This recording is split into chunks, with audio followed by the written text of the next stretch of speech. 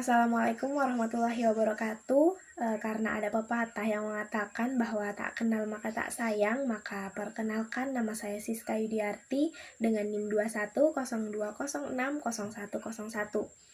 Baik, jadi di sini saya akan menyelesaikan tugas ujian akhir semester dari mata kuliah Manajemen Peserta Didik oleh dosen pengampu Bapak Ali Nahardin Tana, SPD MPD.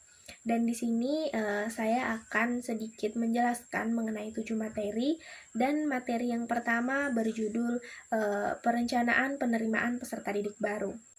Jadi langsung saja, apa itu perencanaan penerimaan peserta didik baru? Jadi, perencanaan penerimaan peserta didik baru ini adalah sebuah aktivitas atau kegiatan yang dilakukan yang berhubungan tentang siswa semenjak ia masuk sekolah hingga ia lulus dari sekolah. Dan tujuan diadakannya perencanaan penerimaan peserta didik baru ini adalah untuk menghasilkan output dan generasi-generasi terbaik sesuai dengan yang diharapkan. Selanjutnya adalah bagaimana saja langkah-langkah dalam penerimaan peserta didik baru. Yang pertama ada forecasting, jadi pada tahap ini kita akan menerka-nerka atau membuat tentang perkiraan-perkiraan kasar mengenai hal-hal yang akan terjadi di kemudian hari. Kemudian ada establishing objective atau penetapan tujuan yang akan dicapai. Kemudian ada policy atau perincian program, kemudian ada programming, yaitu mengenai program-program yang akan dilakukan, kemudian ada scheduling, dan scheduling ini akan membahas mengenai jadwal-jadwal program yang akan dilakukan, kemudian ada budgeting, dan pada tahap budgeting ini akan membahas mengenai biaya yang akan dikeluarkan ketika melaksanakan sebuah program. Baik, jadi materi yang kedua adalah tentang konsep dasar penerimaan peserta didik baru. Jadi di sini konsep dasar penerimaan peserta didik baru adalah semua anak memiliki hak yang sama untuk mendapatkan pendidikan yang bermutu dan mendapatkan pendidikan yang terbaik. Selanjutnya adalah kebijakan penerimaan peserta didik baru. Jadi pada tahap ini kebijakan operasional sekolah ini berhubungan tentang berapa jumlah siswa yang akan diterima, dan penentuan jumlah siswa yang akan diterima ini dilihat dari kondisi sekolah itu sendiri. Kemudian sistem penerimaan peserta didik baru ini ada 2 tahap, yaitu melalui tahap promosi, kemudian melalui tahap seleksi. Selanjutnya ada orientasi penerimaan peserta didik baru. Nah, apa sih pentingnya dilaksanakan orientasi pada tahap penerimaan peserta didik baru? Jadi di sini pada tahap orientasi siswa akan siap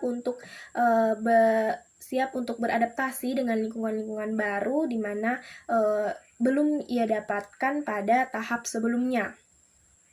Nah, apa sih fungsi dari diadakannya orientasi penerimaan peserta didik baru? Jadi yang pertama, pada orientasi ini siswa akan memperlihatkan inilah diri saya seperti ini. Kemudian selanjutnya dia mampu untuk beradaptasi dengan lingkungan baru. Kemudian materi ketiga ada penempatan dan pengelompokan peserta didik. Jadi di sini pengelompokan biasa dikenal dengan grouping, di mana siswa yang memiliki kesamaan akan dikumpulkan dalam satu kelompok, dan begitupun dengan siswa yang berbeda ini akan dikelompokkan dalam satu kelompok. Kemudian ada beberapa pengelompokan peserta didik. Yang pertama berdasarkan minat bakat, berdasarkan kebutuhan khusus, kemudian berdasarkan grup, atau berdasarkan dengan kelas utuh, penelitian, atau berdasarkan dengan pengelompokan kombinasi. Selanjutnya ada pengelompokan peserta didik berdasarkan kecerdasan. Yang pertama ada pada tingkatan normal. Nah, pada tingkatan ini siswa akan diberi pengajaran tentang bagaimana mengembangkan akademik yang berhubungan dengan pekerjaan. Kemudian pada tingkatan sedang, nah pada tingkatan ini siswa akan dibimbing untuk meningkatkan kemampuan komunikasi. Dan selanjutnya pada tingkatan tinggi, pada tingkatan ini, siswa akan dibimbing untuk meningkatkan kemampuan akademik dalam kesiapan untuk menuju jenjang perguruan tinggi. Materi keempat yaitu kehadiran dan ketidakhadiran siswa.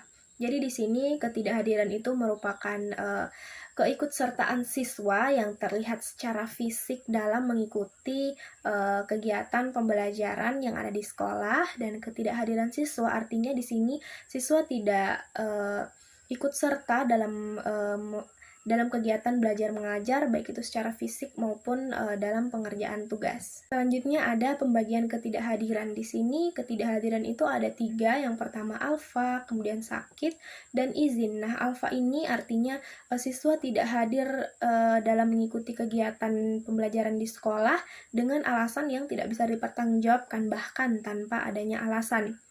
Kemudian yang kedua sakit, yang artinya siswa ini sedang sakit, tidak bisa mengikuti kegiatan di sekolah, disertai dengan surat keterangan sakit dari rumah sakit atau dari dokter. Kemudian yang terakhir ada izin. Nah, di sini artinya siswa tidak bisa mengikuti kegiatan di sekolah, tetapi dengan alasan-alasan pasti dan bisa dipertanggungjawabkan. Selanjutnya ada penyebab ketidakhadiran siswa. Nah, di sini penyebab ketidakhadiran siswa beragam. Ada faktor dari luar dan faktor dari dalam diri, seperti kurang disiplin siswa tersebut, bahwa dia berpikir ketidakhadiran itu tidak penting, kehadiran itu tidak penting, padahal kehadiran merupakan salah satu penentu kelulusan dan ketidaklulusan. Kemudian mungkin dari faktor keluarga atau faktor dari pergaulan. Mereka masuk ke dalam pergaulan yang tidak sehat, di mana mengarahkan mereka untuk tidak usah hadir ketika mengikuti pelajaran di sekolah. Selanjutnya adalah bagaimana peran guru pembimbing dalam kehadiran dan ketidakhadiran siswa.